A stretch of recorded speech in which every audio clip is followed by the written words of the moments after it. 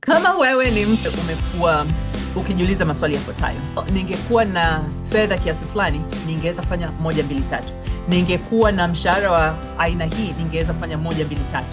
Ningekuwa kama mtu fulani, ningeweza na mimi kufanikiwa katika maisha. Kama wazazi wangu wangekuwa wamejiandaa vizuri financially toka zamani, leo mimi nisingekuwepo hapa kwenye maisha yangu. Well, kama wewe ni mtu ambaye umekuwa ukijiuliza haya maswali, I need you to pull in. I need you to sit and listen. Hii discussion ya leo hapa kwenye Jiongeze Podcast na mgeni wangu, it's so important, na nataka upay attention. Huu ni mwaka mpya, ni mwaka ambao tunataka maendeleo. Kila mtu anapenda mafanikio, lakini unaweza kuwa na hela nyingi na bado ukawa maskini. Ni kwa sababu hujui jinsi ya kuipangilia hela yako.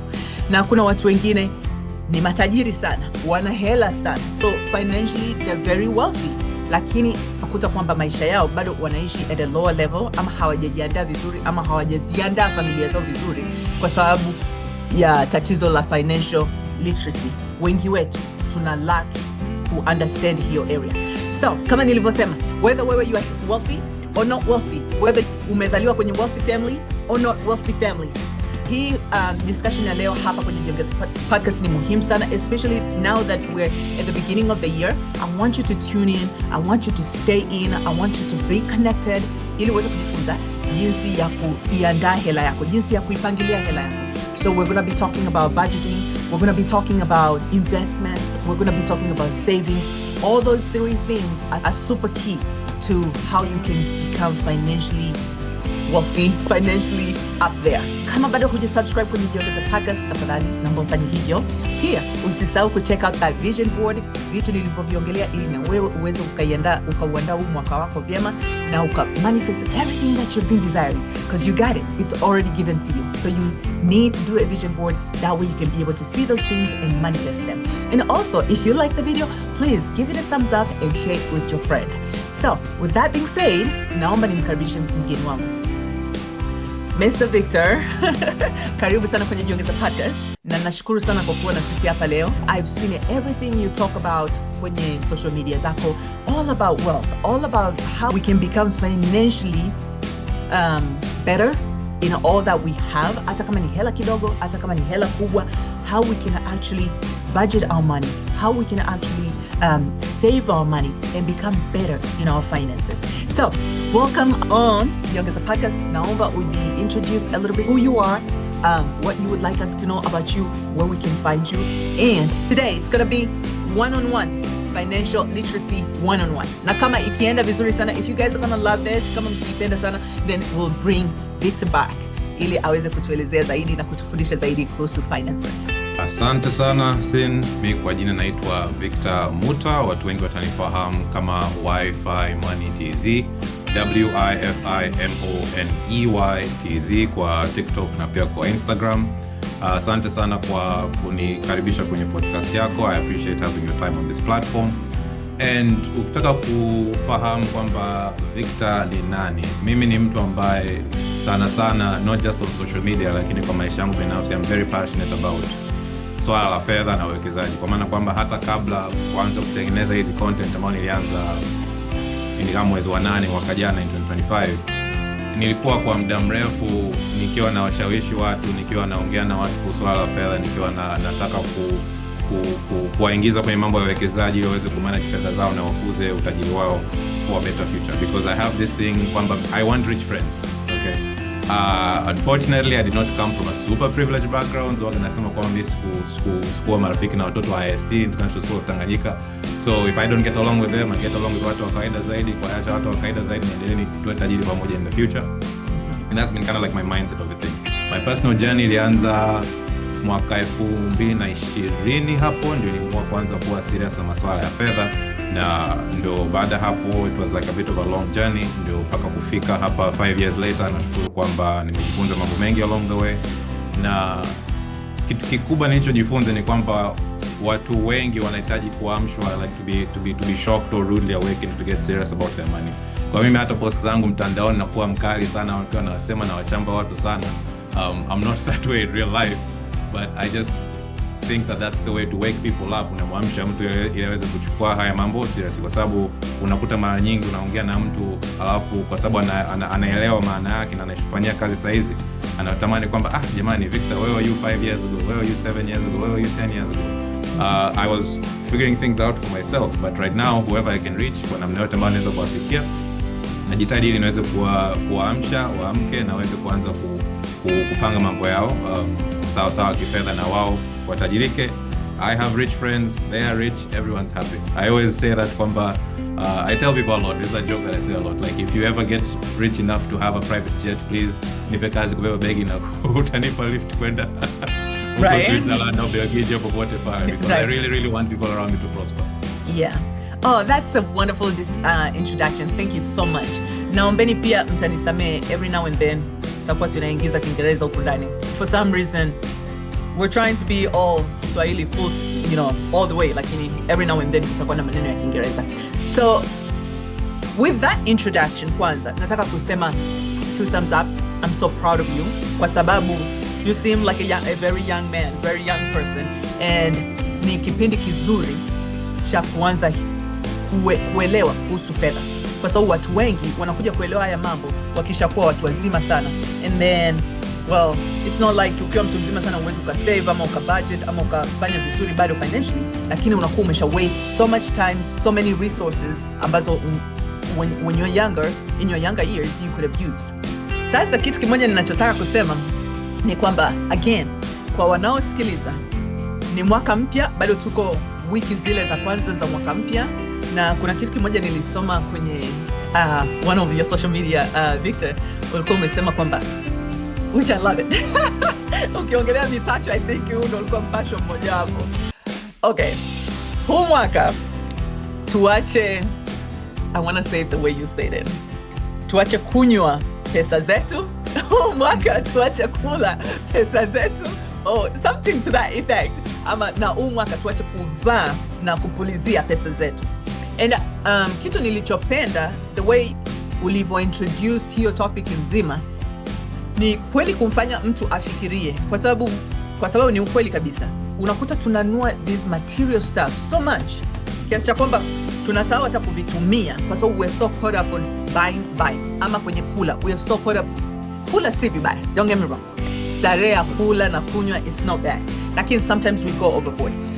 I would love for you to tell us, kwanza kabisa, kilicho kufanya wewe uanze kuwa very serious kwenye mambo ya finances.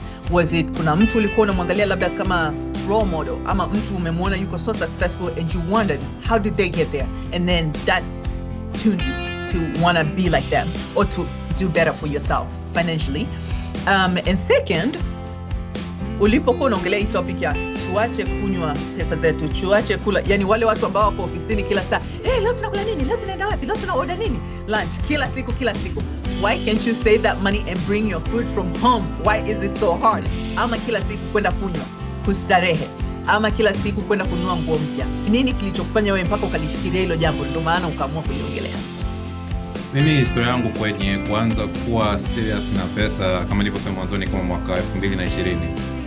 Kipindi hicho hii pandemic covid na nini, pale nilipokuwa nafanya kazi, nilipoajiriwa, walihitaji kupunguza matumizi kwenye kampuni. Kwa hiyo unakuta kwamba walihitaji kupunguza mishahara ya watu, na mimi kwa jinsi nilikuwa nalipwa, I was one of the people ambao who had the biggest salary cuts. And hiyo ilinikera, iliniboa, ilinichukiza, yani nikasema kwamba siwezi kuwa nimefanya jitihada zote kufikia hapa nilipo, alafu kwa kitu ambacho sikuisababisha mimi naishia kukatwa mshahara kwa kiwango kikubwa hivi. Ndio baada hapo nikakasirika na nikanisukuma kwenye hii safari ya kuanza kuelewa na kuweza kumanage pesa zangu na kutengeneza utajiri, kwa maana kwamba nisiwe nategemea sana 100% tu kwa upande wa mshahara au kuajiriwa au kazini hivyo. Ndo just to cut you short. Hapo hiyo kazi uliokuwa unafanya tayari ulikuwa una deal na mambo ya finances, ama ilikuwa completely off? Kwa sababu it's key kwa watu kuelewa kwamba sio lazima uelewe ama uwe kwenye financing ama mambo yote kuhusu hela to understand how to save your money. You can come from not knowing none of this stuff and still be successful at it. Hiyo nilikuwa nafanya kazi ya communications na fundraising. Kwa hiyo haikuhusiana na swala la kumanage finances, accounting, invoices nini, hapana. Nilikuwa na sana sana kuongea na donors na kuwashawishi watu waweze kuchangia pesa kwenye organization nilikuwa nafanya kazi. Kwa hiyo katika hiyo safari mwenyewe hapo in those 5 years nikaishia kusoma vitabu vyote ninavyojua, like Rich Dad Poor Dad, Psychology of Money ambayo imekuja like more recently, Secrets of the Millionaire Mind and a bunch of other like books that are very forgettable. Lakini nishapitia hivyo vyote na ikaanza safari ya kuweza kujua namna kuweza kuapply na kuchukua hayo mawazo ambayo yameandikwa in an American context kuweza kuapply kwa mtu ambaye anaishi hapa Tanzania. Na katika kujifunza vitu vingi along the way ndio ilisababisha mpaka kufikia hiyo post ambayo mwenyewe umeona hapo Instagram, ambayo nilisema kwamba we are not doing these 5 things, vitu vitano ambavyo hatufanyi mwaka 2026. Hatuli pesa zetu, hatunywi pesa zetu, hatuvai wala kupuliza like for perfume pesa zetu, hatuendeshi pesa zetu, na hatulali na pesa zetu. Kwenye kula na kunywa, kula ni starehe ambayo watu wengi wanaipenda, na nafurahi kwamba umesema kwamba kula sio kitu kibaya, lakini unakuta kwamba watu wanakula hovyo bila kufikiria, rather than kuwa na kitu ambacho tunafanya intentionally. Na unakuta mwenyewe binafsi nimeona kwamba nikijipangia kwamba nitakula chakula cha nyumbani the whole week, au once or twice a week I have a treat for myself to go out, hiyo once or twice a week inanipa furaha kuliko kusema kwamba kila siku niagize kitu cha nje. Na hata unakuta kwamba health wise na nini inakuwa kwamba ni cha nyumbani ni bora kuliko cha nje. Kunywa hii unakuta watu inaingia kwenye swala la pombe. Some people do not know how to function socially without alcohol.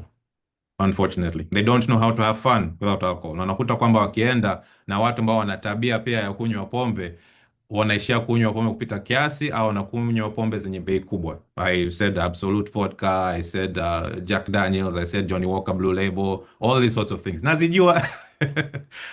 But hizo unakuta mtu anaenda, nakumbuka kulikuwa kuna siku moja mtu alinitumia screenshot ya mtu alienda kula semfani chakula sitapataja, lakini bill ya chakula ilikuja milioni 11 na vinywaji ilikuwa milioni 9 in one night. I don't know who spent that money, sijui ni nani, lakini nasema kwamba kama mtu ana tabia ya kutumia pesa zake kwa kiasi hii, itakuwa ngumu sana kwake kutengeneza utajiri.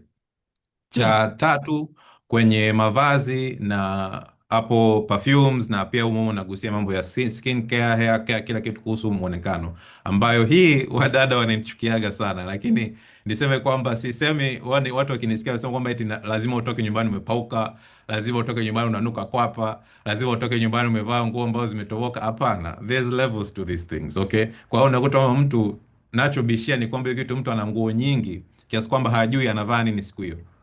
Kwamba anatumia risali moja dakika 45 risali moja anachagua like navani, sio kwamba hana nguo. Outfit ya hiyo occasion anazo kama 10-12, lakini ipi avae siku hiyo inakuwa issue. Hiyo hapo kapitiliza. Wengine kwa upande wa skincare unaweza kuta mtu analipa mshahara 700,000, 800,000, skincare routine yake na products zake ni 300,000, 400,000. How is it half your salary is going to this? Okay. Kwa hiyo hiyo na makeup pia, makeup ziko kwa levels na grades mbalimbali. You don't have to go for all the maximum top grade, au kama unaweza kusema kwamba hizo levels za chini zinakusumbua ngozi, basi find something simple that you can manage and afford. Hatusemi kwamba maisha yako yote utaishi hivi, hapana, lakini mwanzoni ni vyema kusacrifice, kujipange, ujipe financial foundation uweze kujengea from there. Cha 4, kuendesha. Hii hasa inahusu wanaume. Kama wanawake wana shida kwenye namba ya 3 kwa mavazi na muonekano, wanaume wanani kwenye magari. Unakuta kwamba hapa nafurahi hiyo post, kuna watu wawili wamenitafuta yani from social media, wamenitafuta nani DMs, wameingia inbox yangu wasema kwamba hiyo video yako imeniamsha kiasi kwamba nimeamua kuuza gari nilikuwa naendesha. Mmoja alikuwa anaendesha Prado, mwingine alikuwa anaendesha BMW. Waliuza gari zao, wa downgrade kwenye gari ambao huyo hapa alichukua Toyota ST, huyu mwingine akuniambia gari gani iliyochagua, lakini unakuta ambaye wa Prado kwenda kwenye ST ameweza kupunguza matumizi yake ya mafuta kwa mwezi kwa 600,000. Huyu mwingine ambao kwa hiyo BMW kwenye gari nyingine alibadilisha amesema kwamba ataweza kusave milioni 1 kwa mwezi. Sasa 600,000 kwa mwezi, milioni 1 kwa mwezi sio hela ndogo. Ni hela ambayo ungesema kwamba ukiwekeza you grow it over time itakufikisha mbali sana. Waga nasema kwamba like a car waiting 3 or 5 years on getting the car of your dreams can be worth 100 to 200 million shillings to you because of the way investing works, na tunaweza kucover hiyo baadaye. Na cha mwisho ambayo hii hasa inakutana na wanaume, sleeping with our money. I understand these are going out on public platforms, so we can't be very like explicit about it, lakini unakuta kwamba watu wanatumia sana sana kwenye tuseme kwenye mapenzi, kwenye dating, kwa na michepuko na kadhalika, pesa nyingi sana, ambayo hiyo kitu ina sababu ina athiri za kisaikolojia, pia ina athiri za kiafya pia, na mambo kwaona kuto kama na ina athiri za kifedha pia. So ukiweza kumaster na kumanage vitu vitano, na hata sio kwa kipindi kirefu, miaka mitatu tu. Mimi sisemi kwa milele uache kula out, sisemi kwa milele uache kutumia hela kwenye skincare, sisemi kwa milele uache kununua hizo high end clothes na nini unazotaka. Miaka mitatu tu, kutegemea na kipato chako. Wengine inaweza kufika mpaka 5, wengine inaweza kufika miaka 2, lakini ukifanya hivyo utajengea financial foundation ambao utaweza kufunguka kiakili, kwa sababu unakuta many people have this low level worries or stresses about money. Okay, unaona kwamba yeye anafurahi sana ikifika siku ya mshahara, sawa, which that is also a bad sign. I want people to be financially capable and well off, kiasi kwamba ikifika siku ya mshahara hata hawajui kwamba kumbe mshahara umelipwa leo, sawa, kwa sababu haitabadilisha maisha yake ya kila siku. Watu wengi unakuta wamefika siku ya mshahara they are super happy, lakini 1 2 3 weeks after that washaanza kupata stress kwamba hiki tunapataje, hii kitu nini, mwisho wa mwezi hela yangu yote imeenda wapi, bla bla, kwa sababu hawajapanga hiyo foundation yao ya kifedha. So these 5 things, you master those, you reduce those and manage those, which falls under like one of the 5 one of the 5 big things you can do with money. 3 years you'll be okay. Well, so nataka nianze kwanza that it was a lot of information packed yani in one package. So how do we unpack all that? Kwanza nataka niseme hivi, I feel attacked kwa sababu I'm a woman. I feel attacked kwa sababu I mean we gotta look beautiful. Women, we just gotta look beautiful. No, I mean, like I'm playing. Ila ulivyovisema vyote, it's super true. Hata mimi nimeshasoma Rich Dad, Poor Dad. I listen to all those talks. And what I try to do as well hapa kwenye Jiongeze podcast, a lot of times I try to encourage people kuelewa kwamba hata vitu unavyoviongelea tu wewe, it's one thing kwamba mtu anaweza akajipangia tu kwa siku anataka asikilize labda podcast hata 2. Vitu unavyosikiliza haswa ni nini? Ni kama hivi, just very simple. Mtu anaongelea kuhusu mambo ya finances, how you can do your finances, how you can manage your finances. Yani kila siku unakuwa unatoka with something in your life kuliko kwenda siku nzima either umeangalia a lot of funny videos. Funny is fun kwa sababu tunapenda pia kucheka, na kucheka it's healthy, lakini huwa unatafuta vitu vya kujiongeza kiakili, kimaarifa. Anyway, nataka niongelee kwamba watu wanaweza kukwambia hii mambo ya nilete chakula kutoka nyumbani, kazini, it's kind of off to a degree, kwa sababu kwanza chakula kinakuwa labda kimepoa ama kinakuwa tena sio kitamu kwa sababu kilishalala nini. Tumeshazoea sisi kama culture yetu kwamba viporo unakulia nyumbani, sio unaleta kazini. Mtu anaweza akaangalia hivyo, lakini pia mtu anaweza kukwambia, lakini Victor, chakula ninachonunua kila siku labda ni shilingi 2,000 ama ninanunua labda 5,000, the most na spend 5,000. I mean, how much is that really? That's nothing. Mtu anaweza akakwambia hivyo kwa sababu you're looking at it in conversion. Nikiangalia labda mfano kwenye dola 5,000 is like very dola 2-3, si ndio? So mimi nikijiangalia mfano naweza kusema dola 2-3 kwa siku it's nothing, right? Kwa sababu sisi tunasemaga mfano kama huku, hata mtu anaweza akasema well, Netflix labda unalipa dola 12 kila mwezi. When you take that Netflix away, it's not like you're going to save that much money. The reason why I'm trying to bring this picture ni ili wewe uweze kutusaidia kuona kwamba mimi naweza nikaifikiria hivyo kidola. Kwa dola, hiyo ni hela ndogo sana. Lakini kwa Tanzania, 5,000 ni kubwa. So when people are having these kind of thoughts kwenye akili zao, how do you encourage them to see kwamba 5,000 ni hela kubwa? Every day 5,000 is big money. Every month 200,000-300,000 unaspendi kwenye uso, it's a lot of money. Na watu wengine pia kama wanawake wanaweza kukwambia, well, sinunui hivi vipodozi kila siku, nanunua after every 3 months, na spend 3,000,000 after every 3 months. That's not bad. I'm saving it up. Every 3 months I have my 300,000. So how do you walk us through to understand kwamba these little things that don't seem zinaonekana ni ndogo sasa hivi, they're really huge in a grand scheme of looking at things. Once you combine it all together, it's big. How how do you teach us to think that way, to see it that way? Hapa nataka nitambue kitu kwamba amount fulani iwe kubwa au ndogo inategemeana na mtu ulipo kifedha. Okay? So let's go with this example of like $12 a month for Netflix, or maybe like the Tanzanian equivalent of spending like 2,000-3,000 shillings 2,000-3,000 kwa siku kwenye lunch.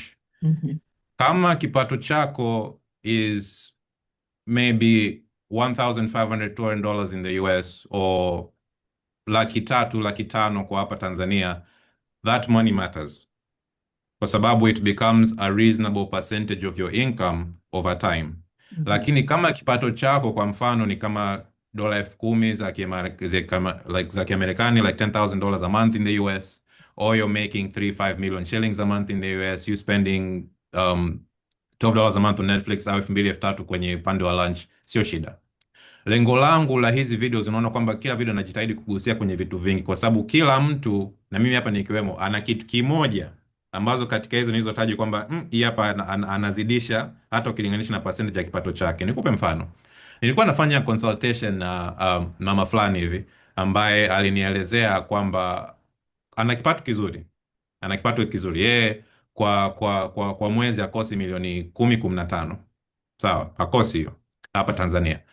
Lakini the amount ambayo anatumia kwa perfume na nguo ni milioni 4 kwa mwezi, which is 25, tuseme kwamba milioni 4 out of 15, maximum side is like 25%, karibia robo ya kipato chake on nguo and perfumes, which hapo sasa it starts becoming a problem. Okay, pamoja na kuwa na kipato kikubwa, that becomes a problem, kwa sababu hapo hujafactor kodi, haujafactor gari anayoendesha, haujafactor kusomesha watoto shuleni na hizo gharama zingine ambazo zitakuwa kubwa lazima. Kwa hiyo kutumia robo ya mshahara wako kwenye kitu fulani ambacho ni tuseme mwisho wa siku ni kama starehe kujifurahisha, not a smart move. Kwa hiyo it's not about the amount of money, it's about the percentage of your income it is, as well as your mindset and approach to it. Sababu hata vitu vingine unakuta hivi vitu ambao wanapendea kutumia hela, where is it coming from kisaikolojia? Wengi unakuta kwamba wanatumia hiyo kitu, hiyo hela out of boredom.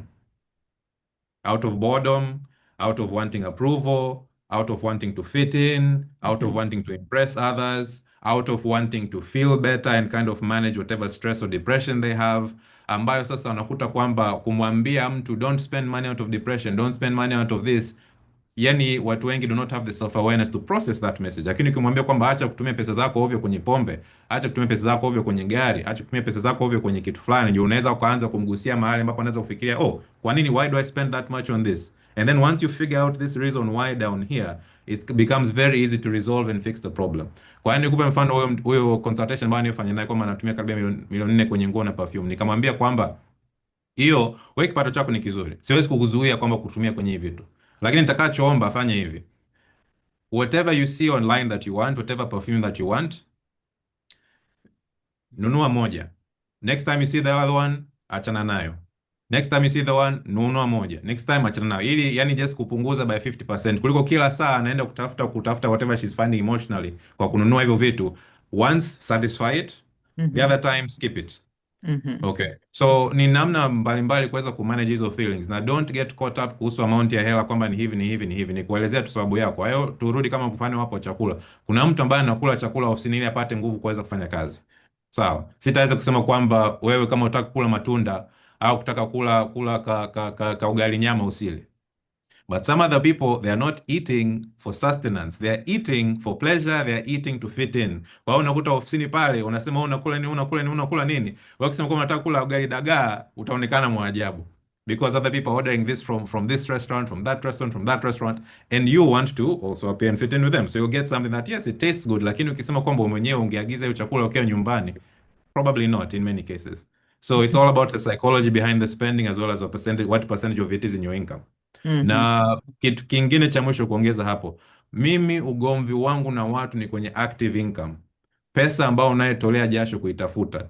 If it's from passive income ni kumaanisha kwamba umejenga nyumba, umekodisha, that is rental from tenants, umenunua kwenye hisa ambazo zinakulipa dividend gawio, umenunua bonds za serikali ambazo zinakulipa coupon. Passive income ambao hujatolea jasho, umetolea jasho kupata tu mtaji ule uwekeza, but the returns is coming to you passively. Spend however you like. I even want Mhm. you to enjoy that money. Hata unaweza kaniambia, kuna mtu mmoja kwenye community yangu alinitumia picha ya bracelets za gold alizonunua, Mhm. ambaye she asked me to guess how much the bracelets of gold were. Ikawa milioni 19 in price, 19 million shillings that she spends in price. And that is what, like $8,000 worth of gold or something. Mhm. Mhm. But if it were anyone else, I would have been like, why are you spending that much on gold? But because I know what she has in her portfolio, I know that she's ticking the boxes, I know that she's investing aggressively, I know that whatever money she spent on that is going to make it from passive income. I'm like, Mhm. wonderful, ongera, good job. Can I share this with Yeah. other people? Yeah. I love Kwa hiyo, that. Kama ninakuelewa vizuri, wewe unasema mm, hivi, let's mhm, just be more mindful yes. jinsi tunavyotumia hela zetu. Let's be more mindful. Sio kwamba just because unayo ile hela basi you're just going, Mhm, crazy buying stuff. Angalia kwanza ile hela umeipataje, alafu mhm, pili, kama ni kwa jasho zito, kwa nini ukaitumie ovyo, especially kwenye vitu mm, ambavyo sio vya muhimu. So ni kuwa zaidi mindful jinsi unavyoipangilia hela yako. Kwanza unaangalia mhm. jinsi unavyoipata hela yako na jinsi unavyoipangilia na vitu unavyohitaji. Je, ni muhimu? Kama sio muhimu, ile hela ninaweza nikaifanyia kitu gani kingine? Naomba tuongelee kuhusu budgeting. Mhm. Unaweza ukatufundisha nini kuhusu budgeting?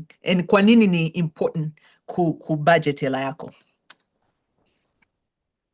Nasema kwamba ufikirie kila shilingi au kila dola kama mfanyakazi wako, Mhm. kwa maana kwamba wewe kama fikiria kama ni you are an entrepreneur, mfanyabiashara na wafanyakazi kazini.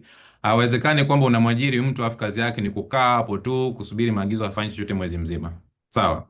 Ukiwa unaajiri mtu kwamba anaingia hapa anafanya kazi ABCD kwa matarajio EFGH. Vile vile uwe na attitude vile vile kwenye pesa zako, maana kwamba kila shilingi kila dola inayoingia iwe na kazi fulani. Sawa. Kazi ambazo zinaweza kuja kwenye moja, kupa peace of mind au amani au ulinzi kwenye masuala ya changamoto ya maisha. Pili, iwe kutatua matatizo fulani, kuweza kupa malazi, chakula, usafiri na kadhalika, na hizo mahitaji ya msingi. Tatu, kwenda nje kuweza kutafuta wafanyikazi wengine waje kwa maana kwamba you have that money to go out and bring more money for you. Mhm. Okay? Kwa hiyo ukifika kwenye upango wa budgeting ni kukaa tu na kuangalia kwamba basi kipato changu kwa mwezi huu natarajia kwamba itakuwa hivi, na hii hapa ikiingia nitatumia kufanya kwenye moja, mbili, tatu, nne, tano. Budgeting watu wanaogopa sana, kwa sababu wanadhani kwamba hiyo inamaanisha kwamba I can't have fun. Hapana, you can budget also for your fun. Sio kila saa ukipewa mwaliko unaangalia tu kwamba na 500,000 mfukoni au na 500,000 kwenye account unaenda kutumia 500,000. Hapana, unajua kama kipato chako ni hivi, kwa hiyo ukishapata kodi ni kiasi hii, mafuta, matumizi, usafiri kiasi hii chakula kiasi hii, kwenda out na starehe nayopenda ni kiasi hii, matumizi kwenda kusaidia watu nyumbani ni kiasi hii. Kwa hiyo kila shilingi inakuwa na kazi. Sasa kuna approach mbalimbali kwenye swala la budgeting. Unaweza kutoka kwamba kuna hiyo ya unakaa unapanga, wanafanya like zero based budget, ambaye sasa unakaa unapanga, yani kila mwezi unaanza upya kwa kuangalia kwamba hela inaingia hii hapa, inaenda moja, mbili, tatu, nne, tano. Kuna mfumo mwingine wa budgeting ambao unakuta kwamba unaangalia matumizi yako kwa kipindi cha miezi moja mpaka miezi mitatu, like 3 months of recording your expenses, ikiwa kuandika au kwenye app au nini. Alafu baada hapo unakuwa unaelewa kwamba basi bill zangu za umeme na maji ni kiasi hii, kodi yangu ya nyumba hiyo kila mtu anajua, hawezi kuisahau ni kiasi hii. Hii ni kiasi. So once you have that layout, ndio sasa unaanza kutumia kila hela inaingia inaenda hapa inaenda hapa inaenda hapa, kwa sababu ushajua expenses zako zikoje. Kuna nyingine ambao unaona kwamba ni hizi kufuatia hizi rules mbalimbali, 50 30 20. 50% on your needs, 30% on your wants, 20% on saving and investing for the future. Wengine wanaweza kubadilisha kidogo, hiyo 10% kulipia madeni, 10% kulipia savings in the future. Kuna hiyo, na inategemea mwenyewe akili yako, sababu unakuta mtu kuandika matumizi ya kila siku na kuplan hivyo anaweza kuona kwamba it's yani ni kama ni vitu vingi kichwani na mkera.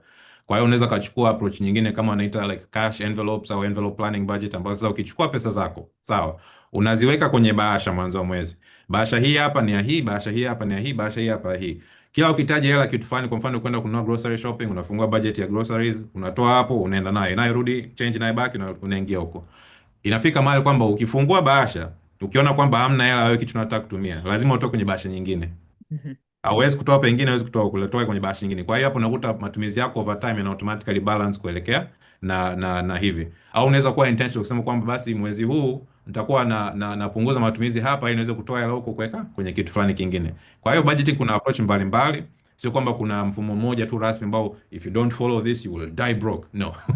Okay. It depends on how your brain works. There's different approaches just to find whatever suits and fits for you. So for me, ambayo nimeona hizi vitu mbalimbali, I have a policy that I know my expenses in a month will be around this number. Kuzidi inakuwa mara chache, inapungua mara nyingi, lakini inakuwa wastani kwa amount hii. Any amount of money that comes in ikizidi hii hapa, okay, automatically invested. Sifikiri, siangali, any amount of that invested. The amount below here, I know roughly what my entertainment will be, what my bills will be, what this will be, so just manage that accordingly. Na ikifika mahali kwamba naangalia kwenye app yangu, jamani, in my app, like I have an app on my mobile phone that tells me how far I am on my monthly amount. So if it says like, oh, I've got like 50,000 shillings left on my monthly amount, I'm like, okay, I am sitting inside in Netflix for the rest of the month. Yeah. So it just depends on how your brain works. So I actually love how nimependa jinsi ulivyoongelea kuhusu vibasha. Vibasha ni jinsi ya aina moja ya kusave hela yako, yani ya kubudget hela yako. Mimi nakumbuka nilivyoanzaga kazi, nimemaliza college. I was like 21, I think 22 the most. Nilivyoanzaga kazi, nikaa nalipwa mshahara, yani ndo my first time kushika check, you know, make sense. I was like, wow, what do I do with all this money? Of course, you go crazy spending it. Lakini kule kazini, they also offer these financial, this was long time ago. You guys are very young. This was long time ago when I offer hii kitu ambayo unaweza kufanya budgeting. Yani the same stuff that's going on right now, kwamba unaweza kufanya budgeting yako hivi ili kujua ni kiasi gani una spend na kiasi gani unaweza kusave na kiasi gani ni ya kwako kwenda kuenjoy. Nikaanza kufanya hivyo, and then the next thing I did, kwangu mimi ilikuwa ni rahisi zaidi kwa sababu nilikuwa again nimetokea Tanzania na sikuwahi kuelewa mambo ya financial literacy, so here I am having to kufiga mimi mwenyewe, umeona nikachukua vibasha, nika naandika nje kabisa kibasha, nachukua bahasha moja naandika tithing, bahasha nyingine yani unakuwa very specific, nguo shopping, bahasha nyingine rent, bahasha nyingine groceries. Nikisha lipwa najua 10% it goes here, 10% yani nimesha allocate zile percent zinakaje. Kwa hiyo nikilipwa tu hela zote zinaingia kwenye vile vibahasha, and then kuna bahasha ambayo it's for me, umenelewa, whether it's 1%, 2%, 10%, it's for me. Kwa hiyo kwenye kile kibahasha changu ambayo it's for me, I can do whatever with this money, kwa sababu kitu cha kwanza kila ukishalipwa pia wewe mwenyewe inabidi uwe unajilipa, right? So yeah, so nikiangalia kwenye kile kibahasha changu kama hakuna hela, then I'm like, dang, I've spent it all. Na najua kabisa siwezi nikaingia kwa sehemu nyingine. What ended up happening, kila mara nilikuwa nikifungua kibahasha changu naona hela nyingi kule. Yani hata ile temptation ya kwenda kuitumia ile hela yangu ikawa hakuna. Kwa sababu napenda tu kuona ile hela inavyoongezeka kule kwenye kibahasha changu. You know what I mean? So hiyo kitu ya kibahasha, I really think it works. Yani mtu ambaye hajajua jinsi ya kubudget ama jinsi ya kusave hela yake, anza na vibasha. Mimi, that's my testimony. How you see that money growing in those vibashas, it's amazing. Let's move into investing. Lakini kabla tuja move kwenye investing, let's talk about, mimi napenda kuongeleaga watu kama, let's say mama ntilie, watu kama let's say wauza mitumba, wajasiriamali. A lot of times wajasiriamali, especially wa chini, so katikati wa chini, mara nyingi kwa sababu hela yao ni inaingia na kutoka. Kuna wakati nilikuwa namfanyia mtu budgeting yake wakati niko Tanzania, na yeye alikuwa anafanya shughuli tu ndogo ndogo. Akana niambiaje, yani hata kwa mwezi sijui inaingiza shingapi. Kwa sababu hela yote inavyoingia inatoka, naenda nanunua mafuta, nanunua hichi. So nikamwambia, okay, kwani kwa mwezi unadhania unatumia shingapi? Hii biashara nzima. Tukaanzia hapo tukarudi chini. Tulikuja find out that lady kwa mwezi anaweza akasave hadi $5,000,000, but she was not aware of it. Kwa sababu watu especially hawa wajasiriamali wa chini, sasa kama mama ntilie ama wauza mitumba, what they do is, kitu nilicho notice ni kwamba nauza chakula hapa, lakini nikitaka kwenda yani nanua mchele wa kila siku rather than nanua mchele wa mwezi mzima. Umeshaelewa? Sasa kila siku mimi hela iliyoingia leo, then I'm taking it out kwenda kununua mchele wa kesho, ama nachukua kwenda kununua mafuta ya nyumbani. Yani hawajui jinsi ya kubalance kwamba vitu vya business ni vya business na hela ya business inaenda hivi na hii ni hela ya nyumbani. So kwa watu kama hao, unawasaidiaje kuelewa kwamba japo hela yao ni inaingia na kutoka, kwa sababu that's how they work, that waweze kujiwekeza in a sense kwamba hela yao haingii na kutoka. Umeshanielewa? Yani wafanyaje zile biashara zao kwamba at the end of the day anafanya mahesabu yake na anaona faida ya ile siku na kuna hela ambayo amesave ya kurudisha into the business. Umeshanielewa? Watu kama hao unawasaidiaje? Kwa sababu it seems and sounds kwamba watu wengi wanaokucontact wewe ama unaocoach nao ni watu ambao wanalipwa mishahara. Umeshaona ama wanafanya business zao lakini labda ni kubwa, lakini kwa hawa wa huko chini unawashauri vipi? Hii ni hatua ya kwanza ambayo haijalishi uwe ni kipato kikubwa au kipato kidogo, ni hiyo tabia ya kupima na kuelewa hapo ulipo. Nitoe mfano, huwa napenda kutoa mfano za either za kiafya au kwa upande wa chakula. Ni kwamba ukienda kumwona daktari hospitali, mara nyingi wanachukua vipimo. Wanakuuliza urefu wako, wanapima uzito, wanapima pressure, wanapima temperature kama una homa kabla ya kwenda kumwona daktari. Hata ukienda kumwona daktari unasikia mimi najisikia fulani fulani fulani, mara nyingi atakwambia uende maabara kufanya nini? Vipimo.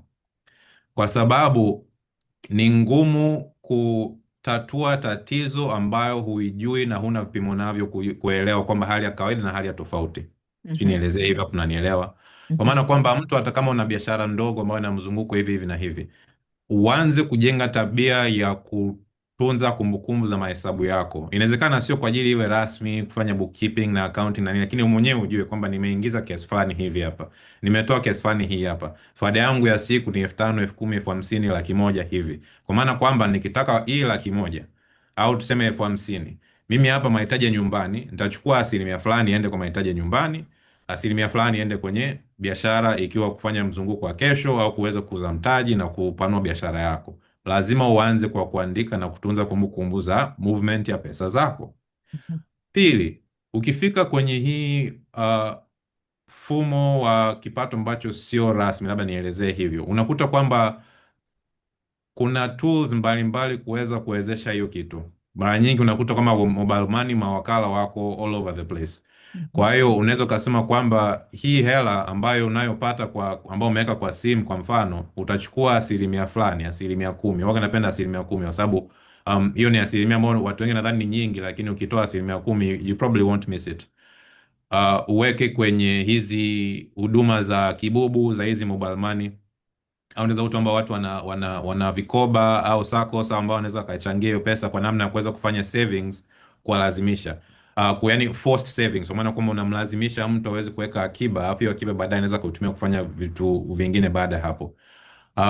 Kwa hiyo ni kufanya viwili. Number one, kuanza kutunza kumbukumbu na rekodi za matumizi yako, kipate hela inayoingia, hela inayotoka. Cha pili ni kutafuta hizi tools na options mbalimbali, ikiwa kwa hizi mitandao ya simu, inaweza kawa kwa hizi SACCOS, vikoba ambazo vya kijamii hivi ambavyo watu wamemzunguka, and utumie hizo kuweza kuanza kujenga akiba, na ukishapata hiyo akiba ndio uanze kufikiria hii akiba anafanya nini nayo.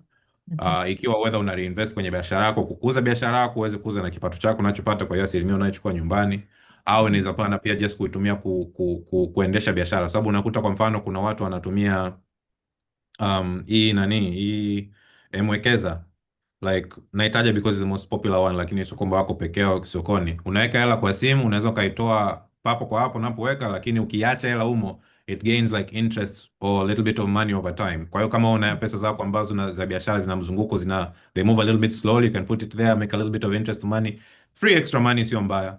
Kwa inaweza kawa namna ya watu pia kuwekeza kwa namna hiyo. So that's my mawazo kwa mtu mwenye hali hiyo.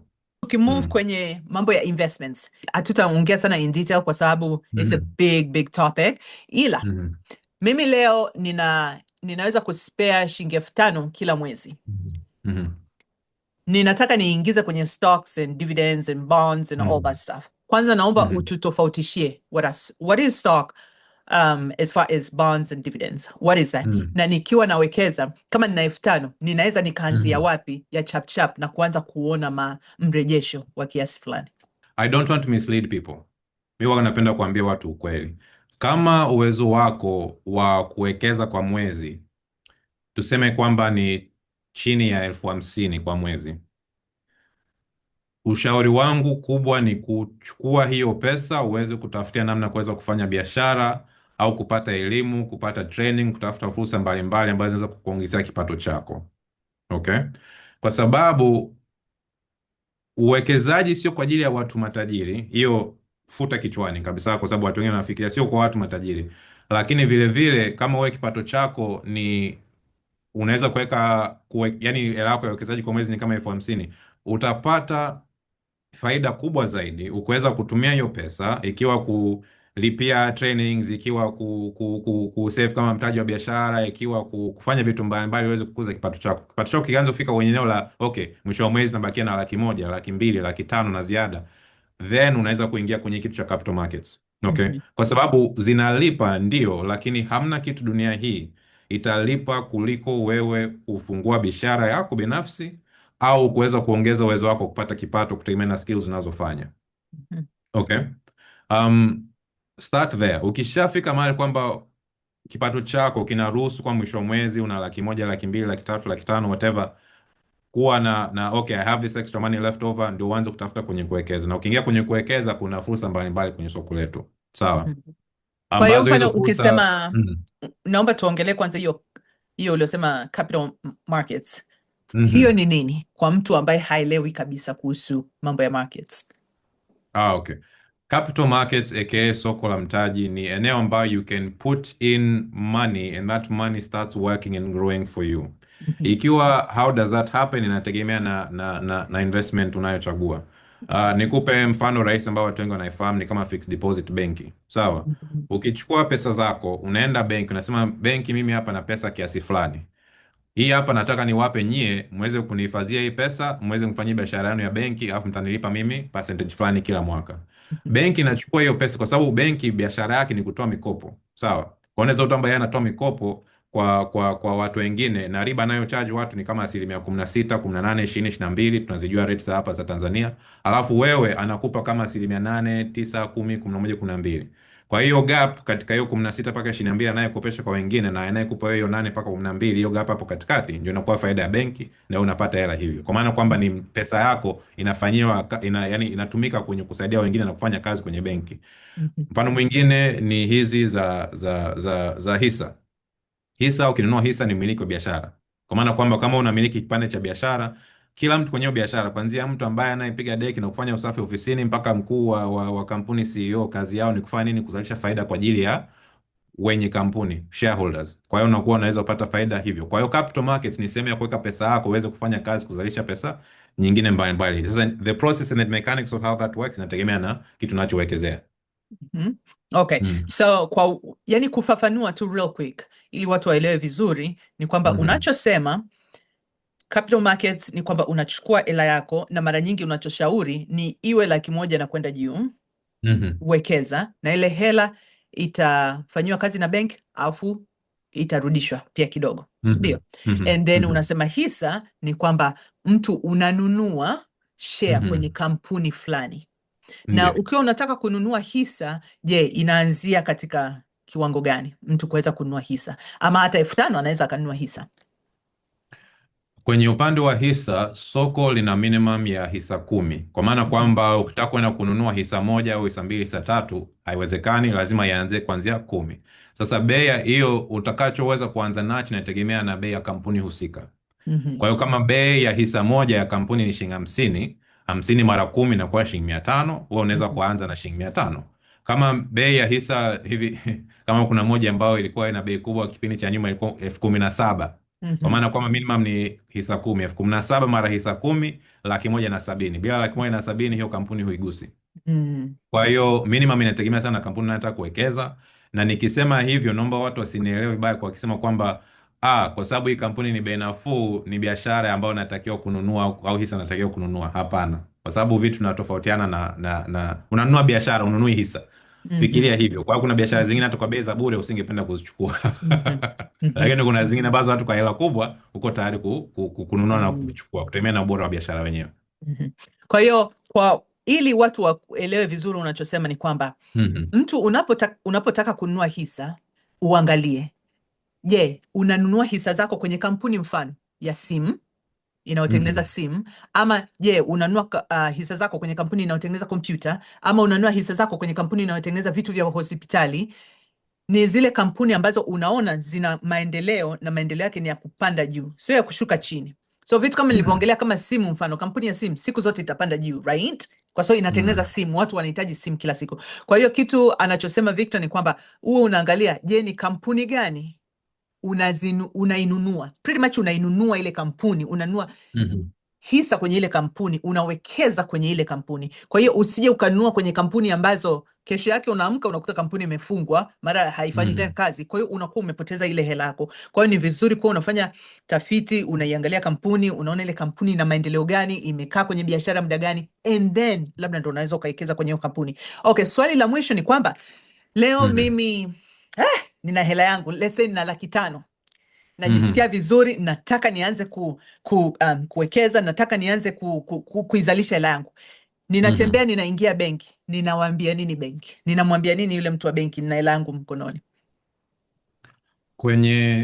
Kwanza naomba turudi nyuma kidogo, nitambue fursa za uwekezaji za hapa Tanzania. Tuseme kwamba capital markets tuna maana gani? Capital markets tunawaza kwenye upande wa hisa, ambao kama nilivyosema ni kwamba umiliki ya kipande cha biashara.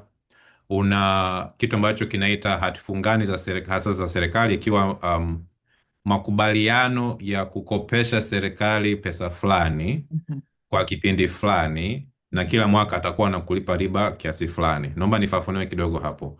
Ni kama tuseme serikali ina vyanzo mbalimbali vya kipato, ina matumizi mbalimbali, kulipia, kujenga barabara, hospitali, walimu, polisi, kadhalika. Sasa hizo pesa lazima zitokane na kitu fulani. Watu wengi wanafahamu kodi ikiwa kwamba kodi ya VAT, kodi ya pay as you earn, kodi ya corporate income tax na hizi zingine. Lakini kuna pia serikali inakopa hela, na kuna mikopo ya ndani na kuna mikopo ya nje. Katika mkopo ya ndani unakuta kwamba ni kitu ambacho tunagusia kwenye hati fungani. Hati fungani ni makubaliano katika wewe na serikali, kwamba serikali inauza hati fungani kwa tuseme kama shilingi 1,000,000. Ukinunua hiyo hati fungani, ni makubaliano kwamba utaikopesha serikali 1,000,000 kwa kipindi cha kuseme kama miaka 10. Kila mwaka hapo katikati atakupa asilimia fulani, tuseme kama asilimia 12. Sawa? Kwa mfano hata hii hapa kuna auction katika kipindi cha recording hii wanataka kufanya tarehe 18 Januari, ambayo ni ya miaka 10. Rate yake ni asilimia 11.75 kama sijakosea, something like that. Kwa tuseme asilimia 12. So that means ukiipa serikali 1,000,000 sasa hivi itakupa 120,000 mwaka wa kwanza, 120,000 mwaka wa pili, 120,000 mwaka wa tatu, mpaka kufika mwaka 10, alafu miaka 10 itakurudishia 1,000,000. Hiyo ni fursa moja ya wawekezaji. Kama nimewekeza na serikali hivyo, naweza nikaendelea kuongeza hela kwenye ile account. Hizi capital markets unaruhusiwa kwa kama tuseme karibia muda wote kuweza kuongeza pesa zako kwenye soko. Kwa mfano kama ukinunua hisa 10 leo, ukitaka kesho kuongeza 10 zingine unaruhusiwa. Ukitaka kununua bond ya 1,000,000 leo, japokuwa ni kwenye auction rasmi, unaweza pia baada hapo kuweza kuongeza kwa kununua kwa mtu mwingine. Ukitaka kuweka fixed deposit benki leo, umeweka bega lako benki, unataka kesho uende kuongeza hela kwenye benki watasema karibu, tunapenda kuwa na pesa kuweza kuwa na mtaji kwa kukopesha watu wengine. Ukienda kwenye hizi mifuko ya uwekezaji wa pamoja, ambayo ni fursa tutagusia baadaye kidogo, ukiweka 100,000 leo, ukitaka kesho kuongeza 100,000 nyingine, hamna shida. Kwa hiyo kila fursa hapo kuna uwezekano wa kuongeza mtaji wako, kuongeza ulichowekeza humo. Na pia ukihitaji kutoa pesa zako, unaweza kazitoa pia kwa kuuza hiyo asset ulionunua, kupata pesa, unaweza kutumia kwa mambo mengine. Kwa hiyo all of that is very easy and possible to do. Okay. Kumalizia tu, unaweza ukatuambia ni apps gani labda mtu anaweza akaanza kwa kuangalia tu ambazo labda hahitaji kuregister kulipia, ili aanze kufanya budgeting yake taratibu, ama labda ni wewe una offer hizo coaching programs. Ni vitu gani unaweza ukasuggest kwa watu, kama mtu sasa ameshasikiliza hii na anaona okay, maybe they can start doing this stuff? Where should they start? The first and probably easiest tool for everyone to get ni kalamu na karatasi. Ikiwa ununue notebook, uwe na kalamu ambao sasa hapo unaandika kwamba kipato nimeingiza hii, nimetumia hii mwezi, kwa siku, kwa mwezi, kwa wiki and so on. Pili, kama if you want to get a little bit fancy with it, kuna apps za kuweza kutrack matumizi kwenye simu. Mimi napenda kwa watu wa iPhone, kuna app ambayo inaitwa Dime, DIME.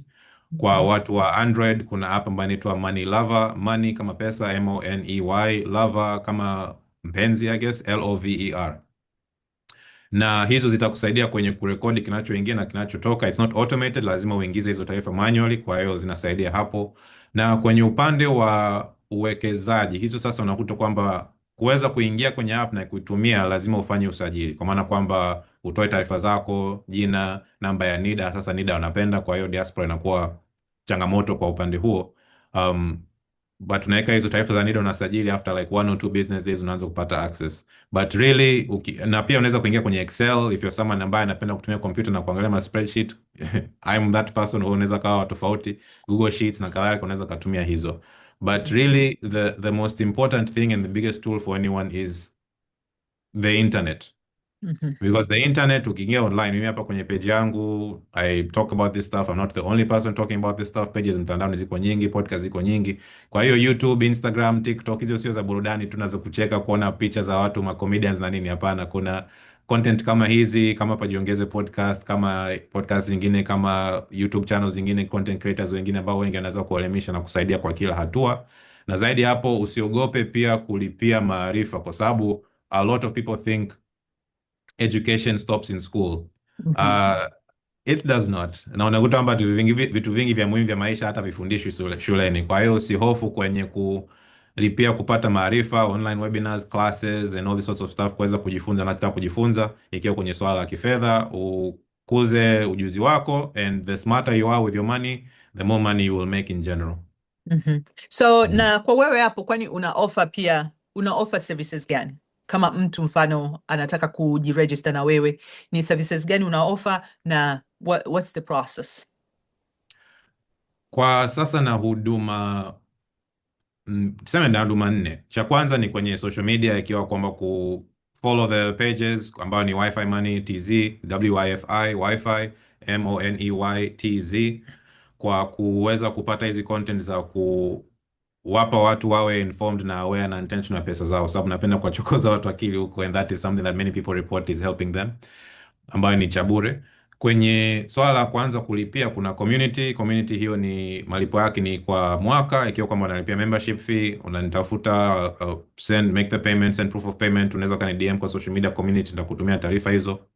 And you join a WhatsApp group over 500 people. We have videos in there kuweza kuwafundisha watu financial basics kuanzia like 0 mpaka kufika level kuelewa uwekezaji kwa ujumla, na pia group inasaidia kwenye upande wa motivation, kwa sababu sisi hapa saikolojia ya kibinadamu, monkey see monkey do. Okay, kwa ukiona wenzio wanawekeza na wako serious na pesa, mwenyewe utaanza kushawishika kwa serious na kuwekeza na pesa zako.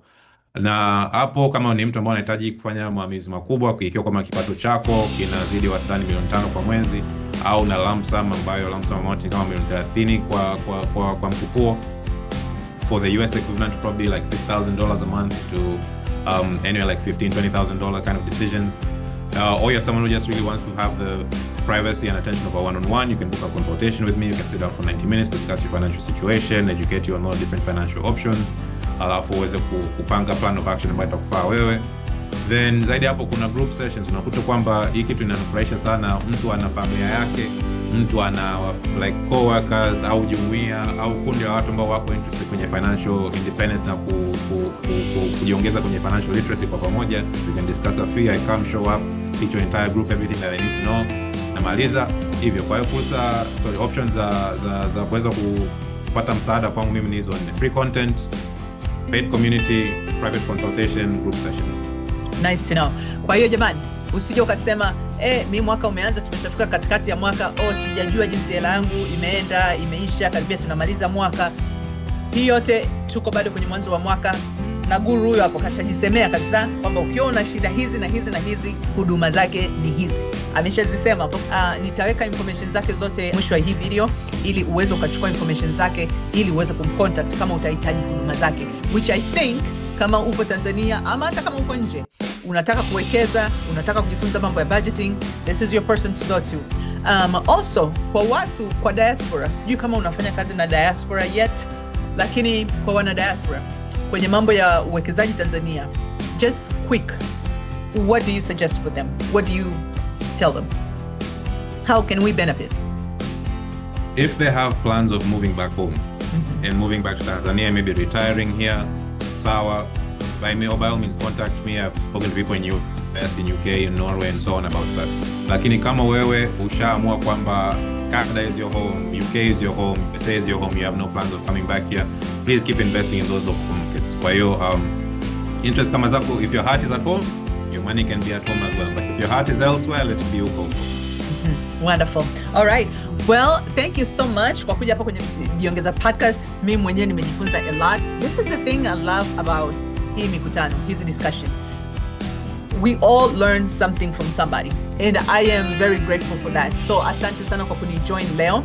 I'm sure there will be a lot of questions. Kama kukiwa na hayo maswali, definitely leave them on the comments below na tutamhusika ili ajibu hayo maswali, na kama nahitaji kurudi tena hapa kwenye Jiongeza podcast ili kuweza kuyajibu maswali yako kwa mwanzo wa mwaka, make sure unaanza kuchukua hii mifumo sasa hivi mapema kabisa ili mwaka wako uweze kwenda vizuri. It doesn't mean kwamba ndio utakuwa successful all the way through. No, kutakuwa labda na challenges, lakini the fact kwamba umeshajipangilia vizuri, ni easy to navigate zile challenges zitakazokuja kuliko ukiingia mwaka bila kuwa na plani yoyote. So everything is about planning. So thank you so much, Victor. Kama bado hujasubscribe, naomba ufanye hivyo na uipe hii video 2 thumbs up kama umeipenda, na please don't forget, siku zote kukiwa na good news tunapenda kushare na rafiki zetu. So share the video, share the link with your friends as well. I'd appreciate that, and I'm sure your friends will learn something too. So anyway, until next time, thank you so much. Bye-bye. Bye everyone. Yeah.